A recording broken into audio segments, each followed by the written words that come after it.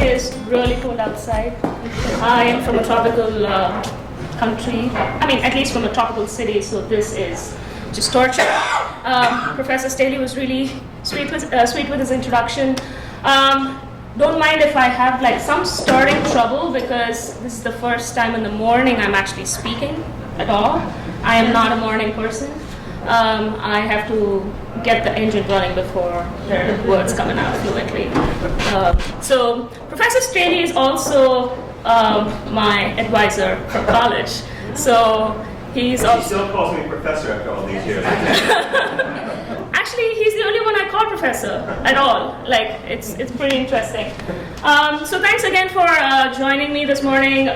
So one of the things that Professor Staley was talking about was that there's going to be a melange of things, of the different roles and functions that I carry out every day. I want to call them faculties, and one of them is certainly Hemu the designer. I was so glad that I started off with this illustration that the Creative Columbus theme already had with it, because that meant I did not have to figure out a design palette, the color palette. I just went with all the colors on this. So one thing before we start and go in, everybody has a cup of coffee, which is great because we need you awake. My late grandmother back in India always used to say, I don't care even if it's your arch enemy coming through your door. If they're at your doorstep, you give them something to eat or something to drink, you bring them into your house, and then you can throw them out. It's fine. You can throw them out, but you just need to bring them in first. So I'm really glad that all of you are having food right now. It's so intrinsic to my culture that I cannot have people somewhere and not give them food or something to drink. Going into my name, I'm Hemalatha Venkataraman. It's a little hard for some of you in this room, which is fine. You can call me Hemu. It's like saying hi to a cow. Hey. I kind of went into this because my students, even after a year of teaching them, they would come back and be like, Hemu? I'm like, what have you been listening this entire semester? Why is this This was 101. I said this the first day. And it keeps coming back, so that's a good way to usually remember it, though you cannot call me a cow. Because I had one student come up to me like, you're a goat. I'm like, no, that was a cow, and I'm not a cow. It's like saying hi to a cow, you've lost the point, right? So, things I want to say, and I hope I'm good enough in all of those. I'm primarily an artist from when I was really like 2 years old. I've always been doing it all my life. So you'll probably see me in different parts of the city just sitting in the corner and sketching probably you, like a creep. I'm an architect as well. My bachelor's was in architecture. This was a photograph from when I was in undergrad school. What I actually have in my hand is a measuring tape. We were out in the field actually doing stuff. And one of my friends, I'm a researcher. Clearly, I also crack myself up. This was on the day of my graduation after 3 years of master's, and that's an intrinsic part of who I am, like to ask questions, to dig deeper. It's not anything at face values. It's not always the what, but the whys and the hows as well, and how all of them connect back together. And I'm also a writer and poet, so that one's pretty self-explanatory, I want to say. It's me trying to deliver what I bring together with all the other faculties in one cohesive unit.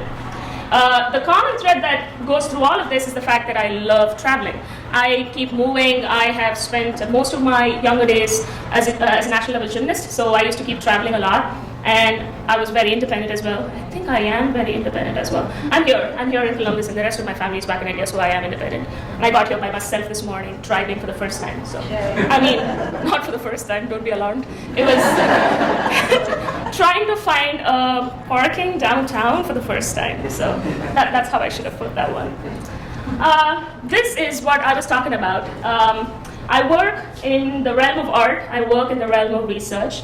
I work in the realm of like writing and poetry, and then there is also architecture and urban design. I really love how cities work. I think it's very telling how the city works and how its people are in that particular environment. I like to think that I'm in that niche right there, and it all comes together. And this is some of the ways in which it usually manifests. I write I go to places and I sit there live and I sketch places and I talk about the history of those spaces, bring forth awareness of vernacular architecture and conservation of historical spaces. Then there is, like if I go to a museum or something, then I would just go in there and start sketching. I love going to museums alone. I don't know how people do it with like people. Like, how do you, I don't know. It's just really hard. We have had family like fights because of this, because my parents would want to go to the museum with me. And I'm like, no, that's too hard. The third thing is when the other faculties combine, right? Like sometimes I would use research methods and figure out a problem space and a design space and go forth with it. But then the way it actually goes back out to the people, one is like writing in an academic setting, which is great, but the second one is also like, how do you deliver this particular message back out to the public in a way that's easiest for them to consume, right? So I would use a lot of infographics and drawings to actually illustrate what it is that I'm actually talking about. That particular piece was about Indian women navigating through urban spaces because, or how they alter how they navigate through spaces because of sexual harassment. So it gets into a lot of nuanced details, whereas you can also add like stories of people as well. So art, writing, I think design and architecture are all extremely powerful media when it comes to delivering some thought and also delivering it right, I think. So lost, it turns out a lot of us, I guess, at least from some of the videos I've watched, is every time we're given a topic, this is a word we use every day, right? Like you're saying that every day, but ultimately when it comes down to giving a presentation about it, you go back and Google it. Like you didn't know what it meant. You're like, are we sure it's what it is? And go for. So I just wanted to start with what the definitions for those are up on the internet, because sometimes I think I'm a purist in the sense that I need to know what the rules are in order to break them, right? So if you're making art, you need to know why people do things a certain way traditionally in order to deviate from that and do it in a different way, because there has to be a purpose in why you're doing something. Everything is about intent. So traditionally it says unable to find one's way, not knowing one's whereabouts, denoting something that has been taken away or cannot be recovered. That might not be how I interpret it, but before that I would love to know, when was the last time you felt lost? Do you have any instances where you felt lost? Please feel free to share them. That's going to be fun. I will call you out because that's fun too, for me, not for you. Or like, when was the last time you heard something profound about the idea of being lost? Yes. I got a new phone this week. Is it because of the GPS? Like lost in contacts, I missed an event, totally lost. I'm glad you made it to this one though. Did I see? Yes, Kate. So there was a time in my life where I felt disconnected from myself, Mm-hmm. and when I first heard this idea, I was like blown away. So the idea of intimacy, as into me, I see, and reconnecting with self. That sounds really great. I'm going to have to write that down later on. Do we have any other interpretations of lost, or when the last time it was that you were feeling lost, if it's not too personal to share? It is a cool morning. Just kidding. You guys are great. I'm sorry. Sorry? I just moved to a new area in town. Oh, that's nice. I'm feeling lost a lot, like just trying to do the things I normally do, like grocery shop. I have to find new places to go do that. So. That sounds like me when I came to Columbus 4 years ago. And I would be speaking to it in a part today, so I'm really glad you brought that up. It's also energizing, though. It's kind of fun. I feel you there. That's great, yes. So, since I was a little kid, I think I've moved past feeling lost and gotten into I'm just exploring. Sometimes I'm exploring in a place that I just assume I'd be, but and I don't consider being lost. That is great too, because I have a feeling like I'm connecting with all of y'all's answers on some level. There are like these tangible, really connectable, you can literally put a pin on it kind of moments where you're feeling lost, and then there are all these intangible moments where you're trying to figure out how that goes forth, right? For me, I usually make sense of the intangible through the tangible. That's the easiest way for me to actually figure something out. The last profound thing I heard about feeling lost actually came from this little one. This is my niece. When she was 5 years old, she's 7 now, and I'm way less cooler for her now. I literally had to drag her out of a sponge pit to take a picture with me on her birthday. She was on the floor. It was not fun. So I was out on a family trip with my niece and my sister, and I was just like doing these mundane things in the morning, right? Sending out emails. I needed to get my thesis done at that time. And I was listening to Chopin's Nocturnes, which is a usual favorite of mine. This one was just like prancing about, jumping. I don't know how she gets that much energy early in the morning. It was like 7 or something. And she just stopped for a second. She paused and she listened for 15 seconds to the Chopin's piece that I was hearing or listening to. And then she said, in a mix of English and Tamil, which is my mother tongue, Chiti, why does it sound like Yaro Tolanju Pettam, this song? That actually translates to, Auntie, why does it sound like somebody got lost in this particular song? Which was like profound. She says a lot of crazy things, but that one was, it really blew me away because I was like, how is a child able to put words to Chopin's compositions in that manner? So easily, right? And that was one of the things that I was feeling, is that being lost can be beautiful, right? Chopin's pieces are very melancholic, I feel, and they take you to a different dimension, but they're also extremely beautiful. They're great pieces of work, they're great pieces of art. So, and I might go into the risk of sounding romantic about that, but I will come back to the practical side. But for me specifically, based on all these conversations that we've been having for me, being lost is actually the journey, right? So I don't think of, say there's points A and B, I don't think of being in point A to point B as these fixed instances in time. Instead, I feel that the journey between A and B is what is called technically being lost. And B is actually not, it's not a static thing. It's a dynamic thing that you are actually shaping in the process of being lost, right? So I don't think of what I exactly wrote there is, I feel that being lost shapes B and dynamically reframes A. Being lost is a beautiful catalyst for the development of creative capacity through artistic agency, right? Once you're lost, say, think about yourself from 5 years ago. You're completely reframing how you think about situations from back then. You might have been utterly lost at that point, but when you think about it now, there's a moment of reflection, there's a moment of reiteration of what those times were and what the values of those times were, right? So this is the way along which I would be proceeding with today. Like I said, I went with the color palette that we had, and it worked perfectly well, because I was actually born in South India in a city called Dindigul. It was at the foothills of a mountainous, hilly region. It literally means bare hills that overlook the city. I was there for 3 years before my entire family relocated to Madras or Chennai, which in some way the origins of the name means face of the city. And that's like me making a leap from mountains to oceans. Like, it was amazing, because for me, Madras right now is home, because I don't know much about Dindigul. I was only 3 years old, so I can't really make too many, I don't have recollections about it. But I don't think I was ever lost, per se, in the conventional sense of things for the time that I was there. I was there for 20 years. Even though I was extremely well-traveled within my own country when compared to my counterparts of my same age at the time, I was still in a very comfortable space, because India was still a very comfortable space for me. I knew that I can go out and be independent, but I can come back and not be independent at home because my parents are there, right? And you have all those comfort factors and familiarity that kind of reads well for you.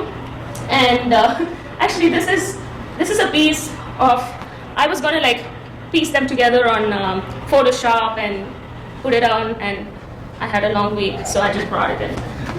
This was actually a part of a scroll that I did for my first solo show here. It just, oh, sorry, Professor Staley. It just keeps going. I can just do that. So some of the things that you see are part of this. You can't see details on this. Oh. I'm also really bad at looking at the camera. Like Professor Staley. Oh, no. Thank you, Professor Staley. That's so nice. So what this essentially does is, I was trying to map out me from being born. I don't know if you can make sense of it, that left corner, and I'm short there. It's just like how it started, how I went about my life, how my move happened, and a lot of it is actually very tangible. All these are roads, or the roads encloses moments which were captured in space at the time. For me, familiarity is home. The comfort of knowing where I can go, knowing that I can have help any minute I want. Like I can call any of my brothers or anybody in a moment to come and help me should I ever be stuck in a situation. Madras is still my home, and I think in a lot of ways my epicenter because my parents are still there. You have a sense of independence that comes with actually knowing your city, right? You don't necessarily get lost in your own city, right? In your previous neighborhood, you probably did not feel that lost because you knew things. But I also think that I had the opportunity to feel grounded in not knowing things outside of my comfort zone. So when you say, when I traveled for all my gymnastics competitions, I would go alone, and that started when I was in 4th grade. So I would just travel with my coach. My parents would not accompany me, so I was just, in a sense, traveling alone the whole time. And any given month, I would be out for at least 10 to 12 days. I would be traveling, and then I had school. So that was essentially how my younger days were shaped up. So I learned very early on that there's a lot of things that I don't know, because every time I'm going to a different state, I'm learning a different language. And if you know India, you know that it comes with a myriad of cultures, it comes with a myriad of a plethora of languages. And that's how I actually picked up on languages. I can read, write, and speak 3 languages fluently, and speak 2 others conversationally. So it's like, it's all stuff that you pick up along the way. And those are actually the states that I've actually visited, just from that period of time that I was there. I have not actually been able to go up to Jammu and a lot of the east side, but I intend to once I get more vacation days. That's where that happens. This is the second part of the panel, right? It also talks to how that move actually worked, how it was actually for me to keep drawing or meet people along the way and make these new friendships, and how these experiences were extremely valuable for me.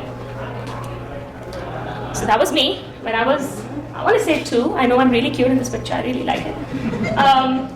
So if we think about art as such, right? My very clearly biased mother told me that when I was 2 years old, on my birthday, I drew an elephant with chalk on the house floor, and that she thought that was the best elephant any 2-year-old had ever drawn.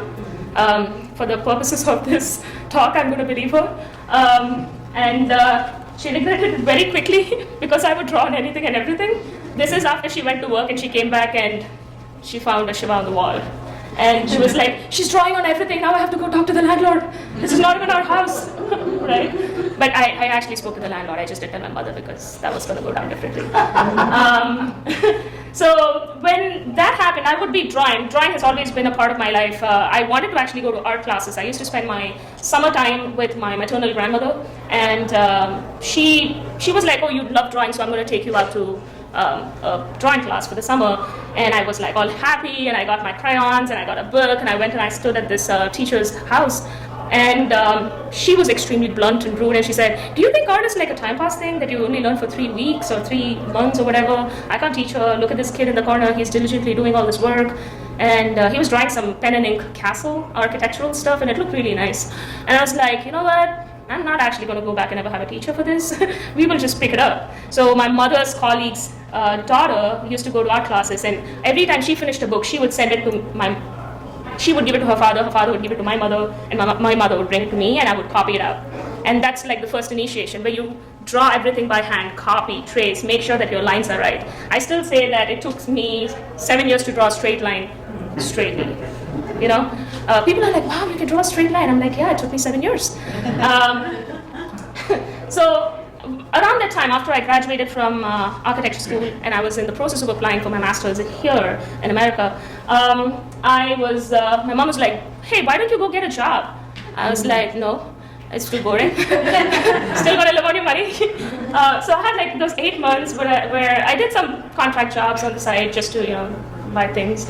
But I started, at that time, urban sketching started getting extremely popular. Do any of you guys know about urban sketching at all? Okay. Oh, you do? Okay. So it's essentially this thing where a lot of people would go to different parts of the city or anywhere and just draw life. You sit there, you observe, and you draw. It's a form of storytelling. So it's an international nonprofit that's dedicated to fostering a global community of artists who practice on-location drawing. And their mission particularly was about raising the artistic, the storytelling side of things, and bringing the educational value of the drawing itself, and how you can connect people around the world when they travel and where they live. For me, it went one step more. It was not just about the art. For me, it was the storytelling aspect was more social as well. It had to have more of a purpose. It's not, and the thing is, the funny part, I have actually never urban sketched with people. Again, that's a very solitary process for me. I'm like, you guys are going in a group and drawing? Yeah, no, thank you, I'm not coming. Because I can't do that. So at this point, it's like one of those intersections, like art and architecture or urban design comes together for that particular tiny subset. But for me, I think it was also about reframing of the experiences I already had in my city. So if you go back to that first journey that I talked about, it's about shaping your point B, but also reframing what A means to you. Madras has been my home for 20 years, but I had to go back and look at it in a new light. I realized there was so much that I didn't know about my own city, even outside my neighborhood. North Madras, South Madras, very different worlds. How safe you feel in each of these neighborhoods, very different things. But you need to put yourself out there in order to actually experience it and know where it actually goes. So it became more about getting lost in my own city that I claimed to know, and a matter of rediscovery and deeper understanding of its stories. And I think in this process, I learned how to listen more, how to observe more, and just go beyond just like talking. You're not listening to reply, you're listening to actually listen. That was the approach that kind of, I could start seeing myself imbibe that very slowly. So this is like some of the pieces that I would be doing. I would go out, I would sit in front of a building for hours at a stretch, and then just draw the place. I would be armed, I would have everything. I would have tea, I would have my watercolors, I'd have my pens, I have some food. In India, we have a lot of street food, so usually somebody comes and gives me food. It's always happened. People are really nice to you during these experiences, unless they're high school kids, because then they're just like surrounding you and making fun of you, because that's also happened to me. So it was a very interesting experience. Like when I was drawing this particular piece right here, the watchman of this church had an extra chair, and he saw that I was standing forever, and he's like, he went all the way to his room and brought his extra chair out so I can sit and draw as opposed to standing and drawing. You know, it's those little experiences that make this what it is. And in those 8 months, I did that, and I put out a series of postcards about my city, and then I was like, okay, now I have to go to a different country. A different continent, actually, if you think about it. People keep telling me now, they're like, oh, why don't you, stretch your wings, travel outside Columbus, go to New York, get a job wherever you get it. I'm like, I'm already 8,000 miles away from home. I don't know what you're talking about. It's just, it doesn't matter, right? For me, initially, so here's the thing. In Madras, everyone knew me. The dogs on the street knew me. The local grocer would know me. Like, I can come back home and my mother would be like, hey, so I heard that you were at this place with this person. What's happening? I'm like, where are you getting this information from, right? And she's like, no, the flower seller's husband, the tailor, he saw you there, and he told his wife, and she told me, and somehow I got the information. So at any given point, like, I would know the street dogs, the community dogs, they're all my friends. Like, my mother keeps telling me, despite the fact that you are in America now, the dogs still keep following me.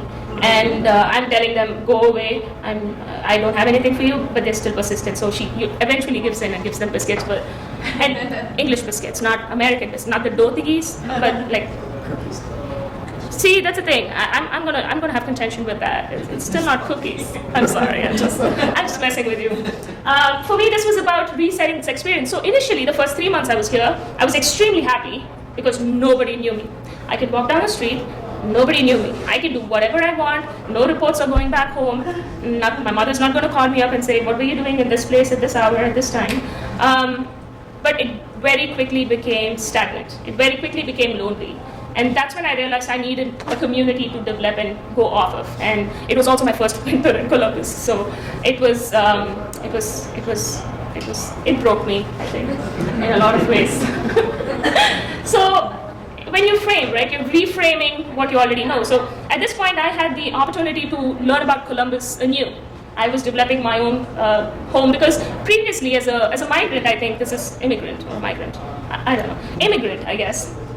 There is a home that your parents built for you back home. They built the connections, they built the family, they built your family friends. You already start with a very solid foundation. When you actually move to a new country altogether, you have to build every single thing from scratch. And it is a very exciting process, it's a very exhilarating process, but it's also a very scary process because you don't know these people, right? But eventually it came to a point where I would go grocery shopping and run into people I knew, and that's when I was like, oh, this is good, right? But however, like I would go out and sketch in the roads of Columbus at the time, and but people were still like very like, they would respect your privacy to a point where they wouldn't really engage you on the streets, which was very different for me, start from, being in Madras, where they would come and give you food on the way. But it really helped me, because once I figured out how the tangible parts of Columbus works, I can understand how the intangible parts of Columbus works.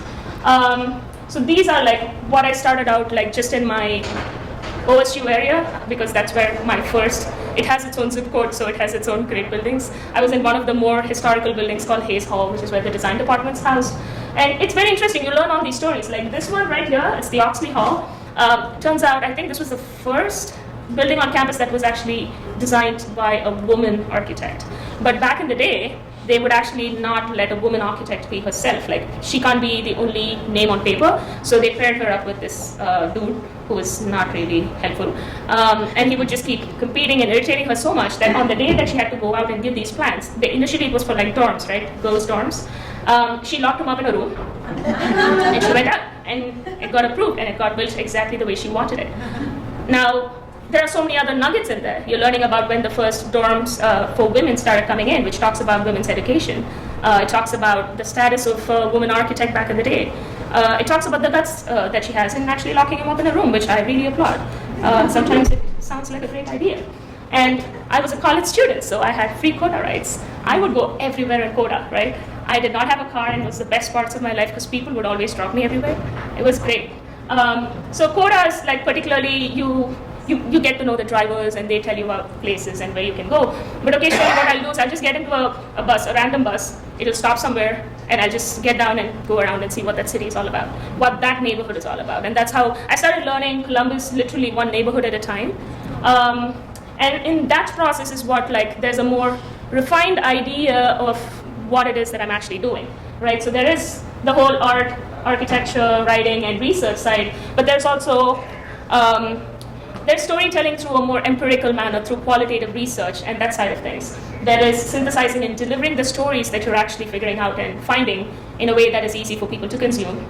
There is a process of critical examination, about which I'll be elaborating in a little bit. And there's also storytelling through observation and reflection. It was rather interesting because when I started putting this document together, I am usually a person who likes to have things backed by data, because that's my day job. That's what I spent 3 years in as an architect too. Everything has to be precise. It has to be. It's all about the lines. There is never one mark extra on a blueprint or a plan, because that line means that there's a wall there, right? So when I was having this conversation with one of my friends about something, and I was telling him, I usually, even if it's like putting up something on Facebook, I don't always put up a personal narrative of things. There's an element of it, but I like to rather base things on facts or talk about data or how something qualitatively affects something else, and then go into the whys of why and the how of those things. And it was interesting because he said, I almost entirely talk about my experiences from my point of view, from my context and my situation and environment, because I know it the best. My experiences literally tell me and dictate how this entire thing has been happening. So I really wanted to go that route here, because that is usually not how I would have gone down a presentation. I would have gone in a complete different direction if not for that particular piece of conversation. And this is, again, like to talk about how drawing around in Columbus actually looked like. I would go to there was this Columbus skyline. It was just like literally one place at a time. You know, you learn the city. It also gave me access, right? So I had drawn the Ohio Theater ahead of time once, and I really enjoyed it. And the Kappa Ohio Theater had a tour, and I really wanted to check out how it's inside, because I'm an architect, I want to see this place. So I went inside, and I'm seeing the whole thing. So over time, I've learned to ask people for things. So I asked my tour guide, I'm like, hey, I want to draw this place. Can you figure out if I can draw this place?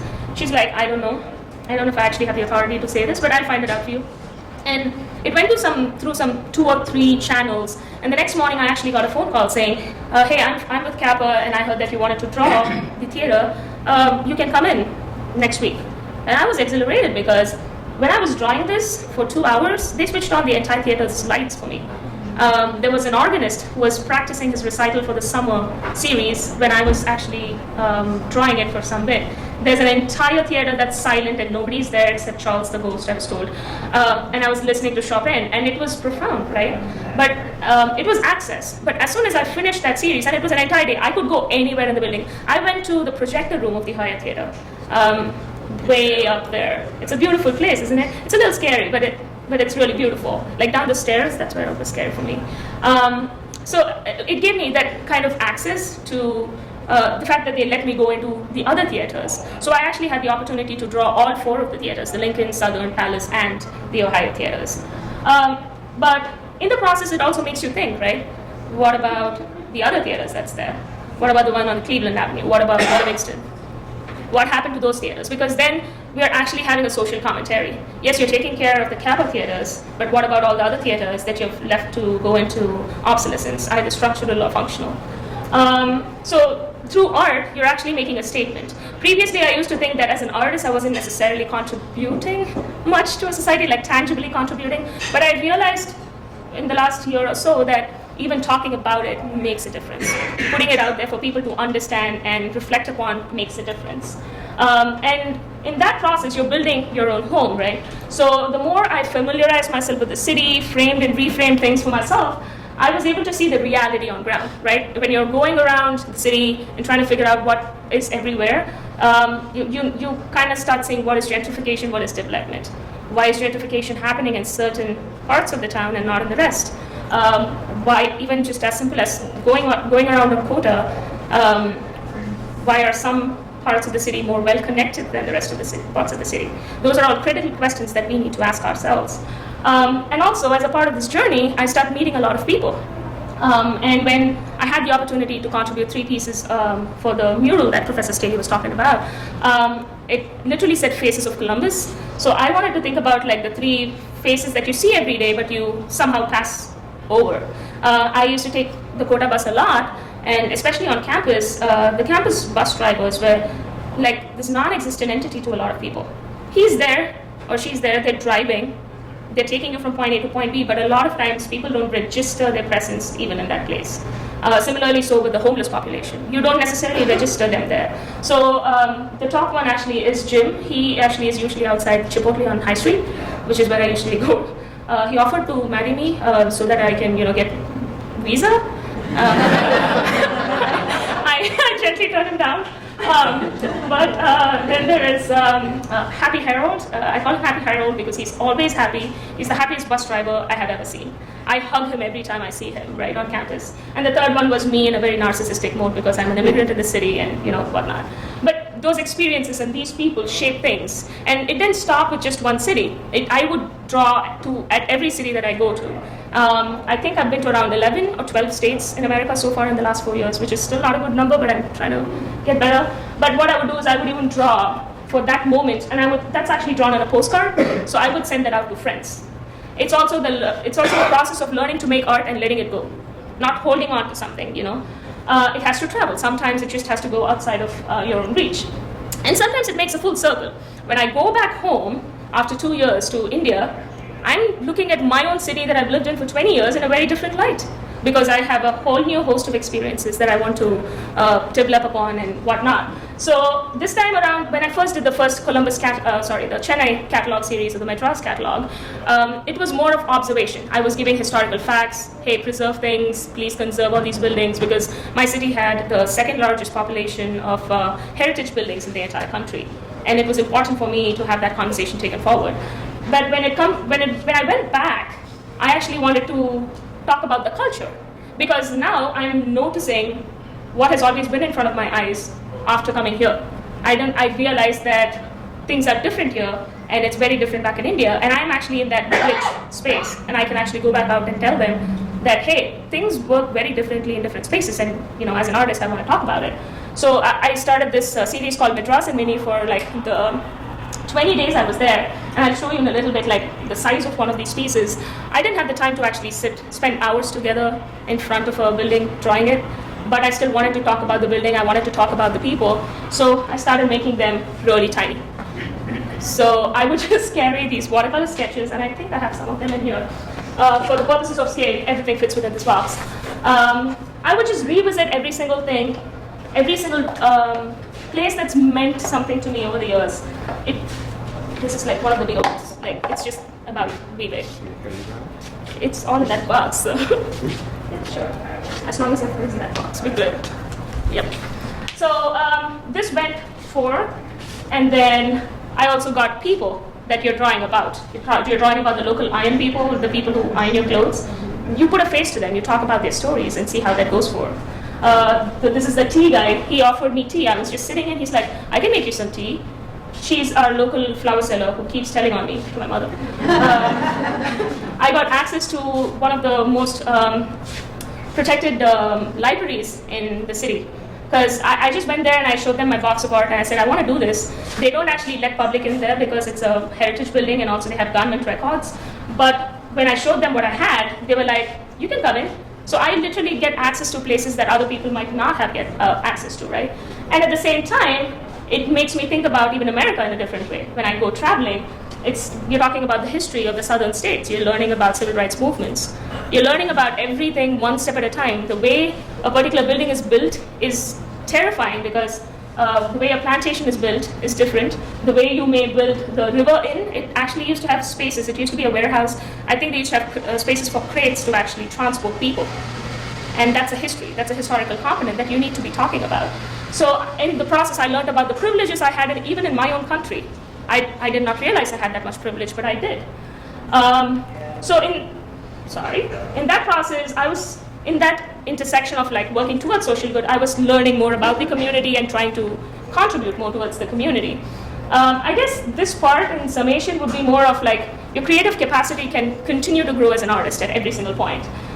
You can use it as a means for internal examination of your own thought processes, how things work, how are you feeling at the moment, how is this point in time affecting you.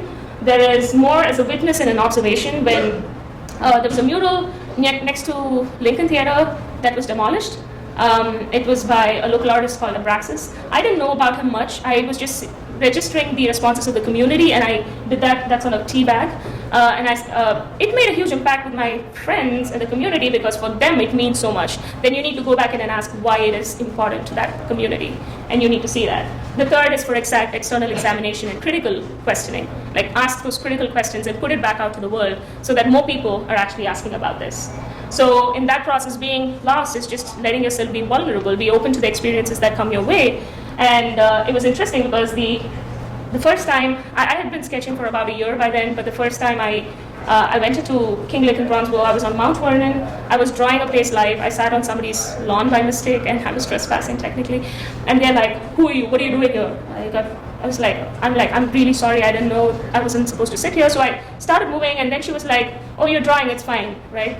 But over time, when I was just about packing and leaving, she came back out and she asked me, do you want some water, right? That was the first time anybody had ever asked me that.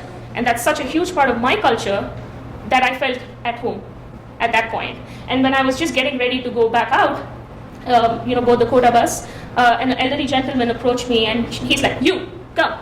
I was like, where? But I followed him. He said something about me. I went into a store and he's like, you were drawing something, show everybody. Turns out I ended up in the local barber shop. And all the men are sitting there, they're like, you drew something? Let me see it. And then they're all talking. And it felt, again, they offered me water there, right? Like just the very basic thing that means home to me. It was interesting because that moment I felt so perfectly at home because that was me right here. My father used to take me to his barber shop because why spend money for a boycott when my barber can do it for you? Because I was not allowed to grow hair for gymnastics.